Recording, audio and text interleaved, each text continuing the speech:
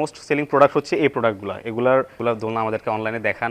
এটা যখন আপনি ছোট করবেন, এটা কীভাবে ধরে ছোট করা যায়, এখন যেটা সেমি আছে এবং ফুল দুটোটাতেই চাকা সিস্টেম।